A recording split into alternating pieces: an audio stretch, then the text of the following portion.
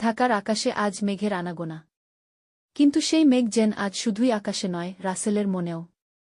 তাসনিমের সঙ্গে কাটানো মুহূর্তগুলো তার মনে যেন একদিকে আলো জ্বালায়, অন্যদিকে অন্ধকার টেনে ধরে।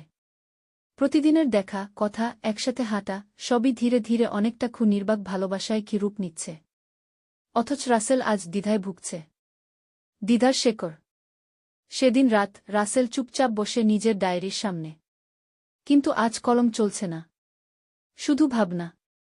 আমি কে? এক গ্রাম্য ছেলে। তাসনিম শহরের মেয়ে, পড়াশোনায় ভালো, পরিবার ধনী। আমরা কিভাবে এক হব? আমার অবস্থান কি? তার পাশে দাঁড়ানোর মতো কিছু কি আছে আমার? এইসব ভাবনা একদিকে টানছে তাকে বাস্তবের দিকে। অন্যদিকে তাসনিমের চোখ, কথা, হাসি সব টানছে এক আবেগী জগতে। তাকে যদি কিছু বলি, আর সে দূরে চলে যায়? আর যদি না বলি, এই অনুভব কি নষ্ট হয়ে যাবে না? তার ভেতরে এক প্রকার যুদ্ধ শুরু হয়, মন বনাম বাস্তবতা। তাসনিমের দৃষ্টিকোণ। অন্যদিকে তাসনিমের ভেতরেও চলছে ভিন্ন এক যুদ্ধ। তাকে চেনে সবাই গম্ভীর, চুপচাপ, বইপাগল মেয়ে হিসেবে।